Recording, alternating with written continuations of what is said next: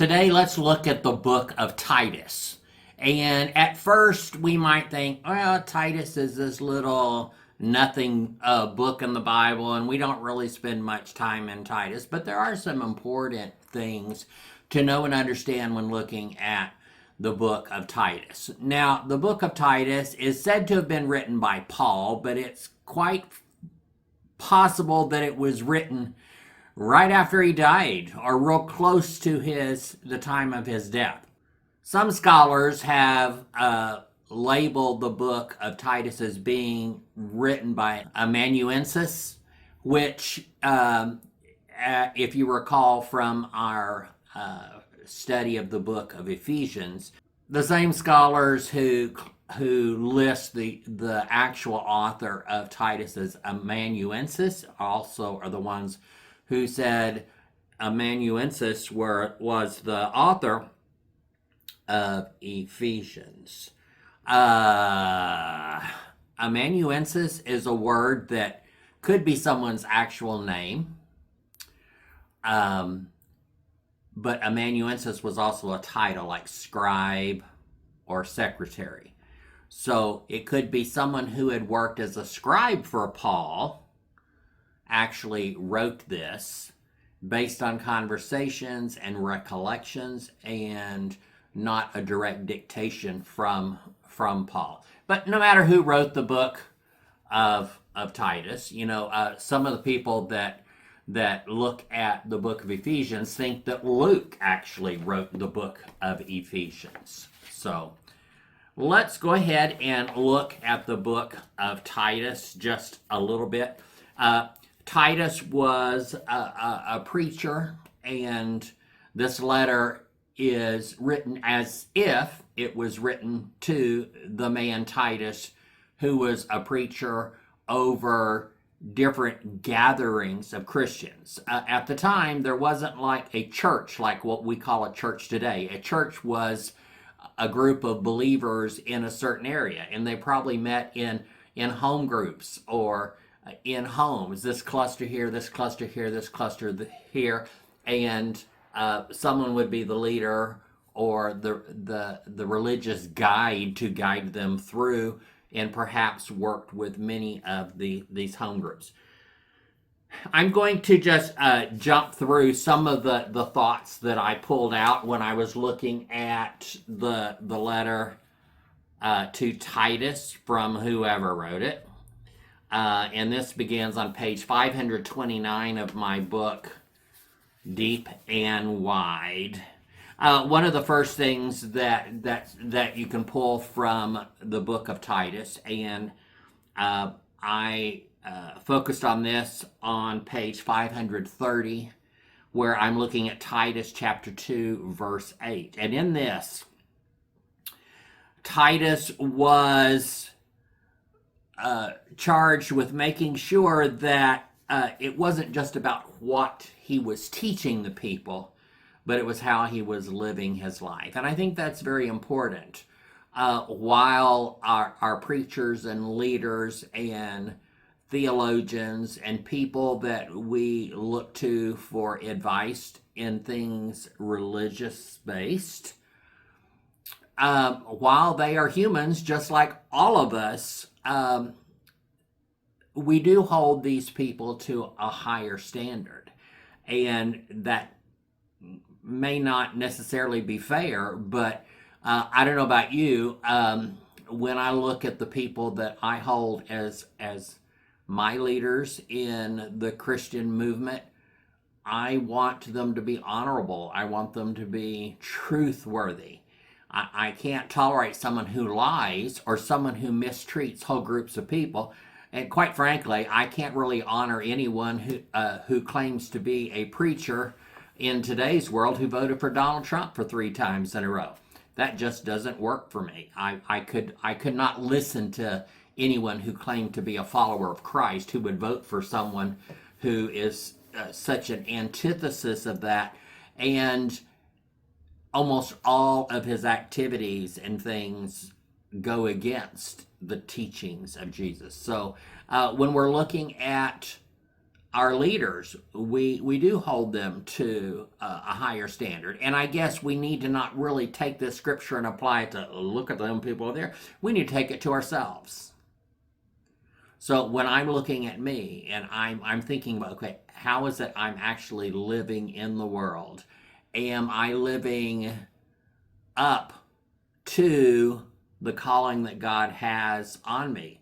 And I will tell you, sometimes I fail. And for me, the times I fail has to do when I'm dealing with humor, because I do like to have a good time and I do consider myself a funny fellow, but I do have to make sure that while I am out socializing and being funny and having a good time, that I'm still living my life in such a way that I am honorable to that which I feel God has called me to do, and that's to be visible in the world in a positive way. And so if I'm failing in great big public ways, at some point my ministry would be impossible. And so I have to make sure that while I am human, that I am living my life perhaps at a little higher standard than what we want to put on everyone else, which is incredibly unfair and probably not even true. So when you're looking at the letter to Titus, let's not just look out to our leaders, but let's take that, okay, if I am what I claim to be, am I living my life in such a way that my behaviors and interactions over here in non-related ways should not interfere with my ability to speak for the things that God has called me to speak on. Okay? And the same would apply to you as well. We then go to Titus chapter 3 and the beginnings of that, where we're looking at, okay, we need to be considerate, not rude. You know, nothing ticks me off worse than going out to eat with a group of friends from church, or from groups of people within my church, and we're going out to eat and someone is rude to the waiter or the waitress. I have a very difficult time with that. We have to be considerate to others.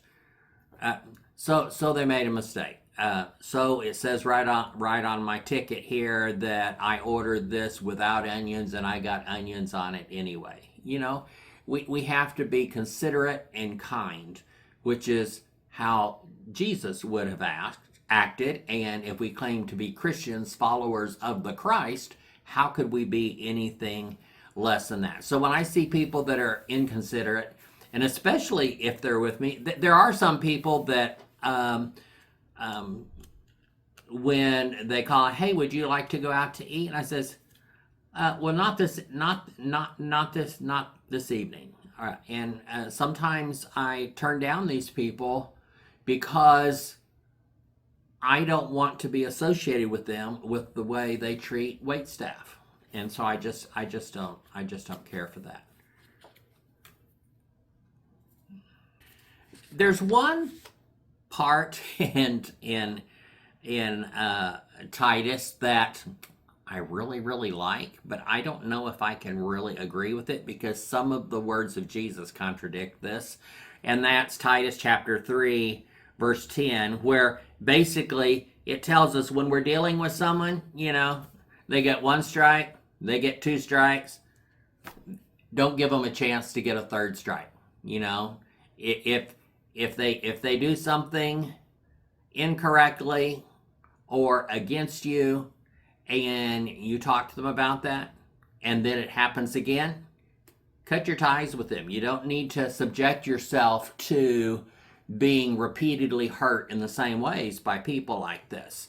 Now, Jesus actually says you have to forgive someone not just 7 times, but 70 times 7, which really is a metaphor for giving people an unlimited amount of fresh starts, just like God grants to us.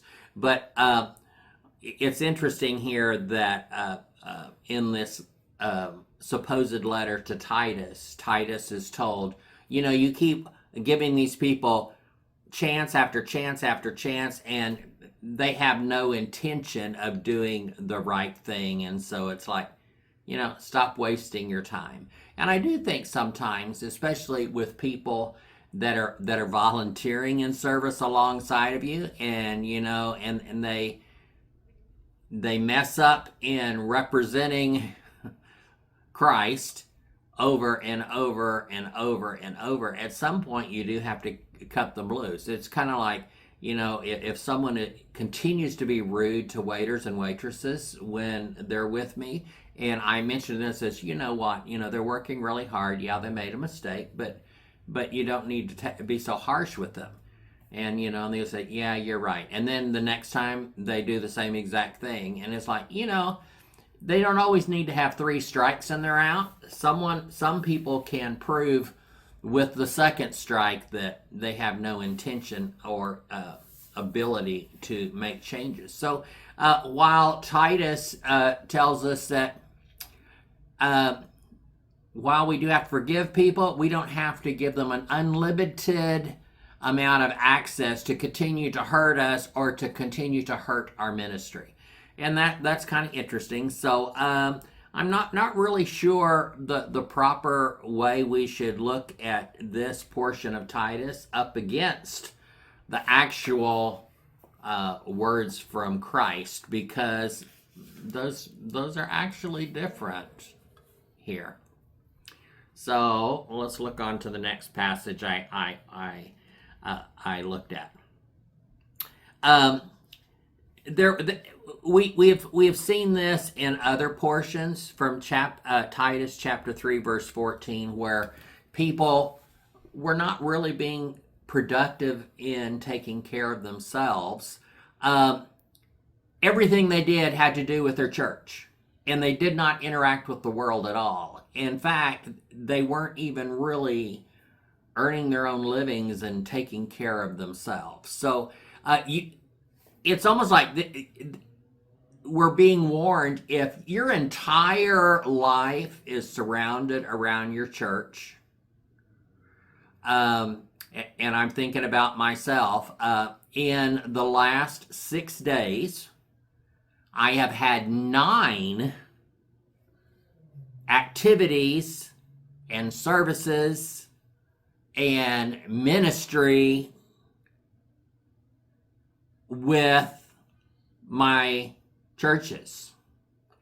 So much so that tomorrow's Sunday, and I almost need a break from ministry because I haven't had time to rest and relax and build myself back up, because I have had 9 different services and ministry opportunities / obligations in the last 6 days. And so I am pulling away for tomorrow, Sunday, to make it an actual day of rest for me. That doesn't mean that I won't engage with church tomorrow. And I realize I'm recording for a podcast that's happening after my tomorrow. But I've decided that my tomorrow from the time I'm recording this, is a Sunday, and it's going to be a day of rest. Now, I do have an event that I'm going to attend tomorrow, but it's not directly associated with one of my churches. And so, being that the last 6 days I've had 9 different services or obligations in ministry, I feel like I've done my service for the last week. And so tomorrow truly will be a day of rest and relaxation and reflection, of which I'm actually making it a Saturday and Sunday period of rest. And I kind of think that when we're looking here in Titus chapter 3 verse 14, we're reminded that you live in the world. You have to interact in the world. You have to be making a living. You have to be taking care of yourself. I live in a house. While I have very little, almost no debt on my property, I do have to keep it up. There are some things that need to be done. I have some cracks and some sheetrock on the first floor that need to be fixed. I need to be about that. I can't say, well, I'm already in my 60s. At some point, I'm going to die and I won't need to do that. So I'll just sit here and just wait for death. No, I need to continue to be about the tasks of living. And just because we're living our life, following the life and lessons of Jesus, doesn't mean that we isolate ourselves only with people who look like us, think like us, and live like us, believe like us, and go to the same church at the same 3 services a week, or in my case, 9 in the last 6 days. So I think this is a far more important verse than we might think as we just briefly zip through this letter to Titus. And while I'm looking at this letter of Titus, I need to think about all of these things. One, we need to live our life worthy of the calling that we've been given.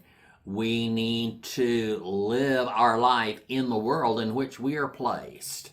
We need to interact with a diverse population of people. I cannot spend all of my time with people just like me, but I tell you what, I like doing that. I like spending time with people just like me. Now, I'm such a unique person. There aren't many people just like me. I'm over 60 years old. I'm a single gay man. And I'm a person who chooses to follow the life and lessons of Jesus, even if many of the others who have chosen to follow the life and lessons of Jesus push me out, reject me, and tell me I'm not good enough. So I'm one of those rare people that those people aren't going to push me away from my beliefs and my convictions. So if I wanted to spend my life and my living with people just like me, I'd have a very difficult time of doing that. So in many ways, I'm forced to live in diversity, but I embrace diversity. I love diversity. When I was in first grade, my family moved to Scotland, and I know you're thinking, oh, okay, you are a white family living in New Jersey and you moved to Scotland. Where's the diversity? Well, let me tell you something. Diversity is more than just the color of your skin. So while I may have looked like the other people that were living in my little village of Inverkip in Scotland, I promise you we were very, very different and looked at with suspicion because we were those Americans. And it took building relationships with the people in our community and in our church to build that up. And I will tell you, while living in Scotland, the people that seem to be our closest friends outside of church would be a Filipino couple who lived 2 doors down from us, and a couple in a neighboring town where the wife was from Mexico City and the husband was from the United States. And remember, this was the 1960s, so this would have been an even rarer thing. Perhaps they were more accepted as a mixed marriage than they would have been in the United States at that time. I don't know. I haven't thought of that until just right this moment. And then another couple friends of my parents who ended up being professors in Idaho, and they were originally from that part anyway. But so when I was in first, second, and third grade living in Scotland, and then from Scotland we moved to Georgia, Brunswick, Georgia, right on the coast in South Georgia. And, you know, that part of Georgia is very different from other parts of the United States. So I promise you it was very different from living in Scotland. And by this time it was 1972, I believe. And in 1974, we moved to Nevada. Now, Nevada was very different than Georgia, as you can imagine. I will tell you that I thrived in Nevada. I was moving from elementary school to middle school ages, and I thrived in Nevada. And then from there, we moved back to the island of Guam, which I lived on the island of Guam before school age when I was a toddler. And moved back and went to high school on the island of Guam. And from there, we ended up in East Texas.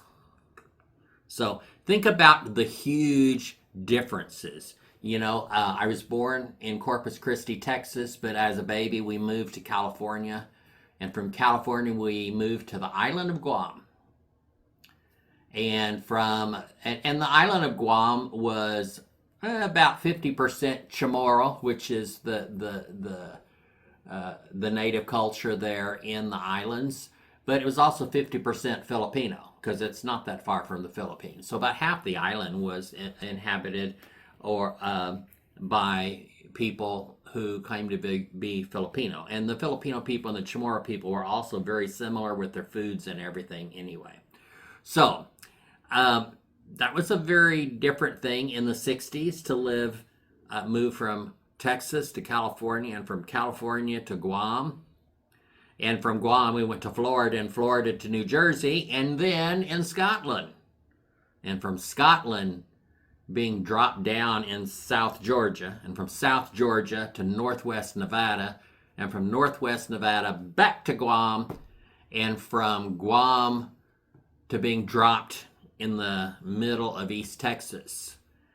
I will say I have been surrounded by diversity my whole life. And believe it or not, no matter where I was the minority for many, many reasons. It may not have always been my skin color, but my culture was very, very different just because of the life experiences.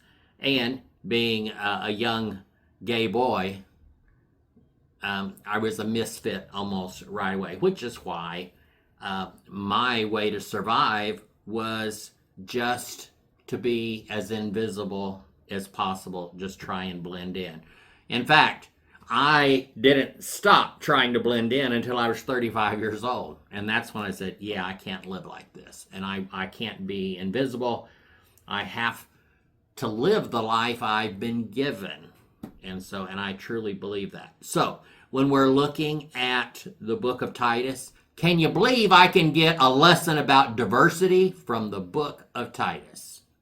I see it there. We're not called to be isolated. Right there in Titus. You can't be lazy. You can't just be holed up here. You can't spend your whole life just reading your Bible and praying. And I know that sounds blasphemous, but it really is. I can't spend 24 hours a day reading the Bible, studying, and praying, and going to church. Maybe a little bit of sleep. As humans, we were given a life. And we need to use the life we've been given. It's kind of like, many of us, maybe not as many of the younger generations, have china, your fancy dishes. It's like I've got one set of china I have 24 place settings. I can't get that many people in my house. Why would I have 24 place settings? And then I'm doing Thanksgiving dinner. And so if I do Thanksgiving dinner, but I've got my red Christmas plates that I like to use at Thanksgiving. And it's like, so I still have this 24 places of antique Japanese china that I don't use. So why do you have something that you don't use? God gave you life on earth for a spell. Use that gift. Open up that gift and use it. Okay, Titus. Can you believe Titus is another lesson on diversity? Well, it really is here. So, thank you for watching. Be sure to like, share, and subscribe. Catch you on the next one. I believe we're going to be looking at 2 Timothy later this week. 2 Timothy.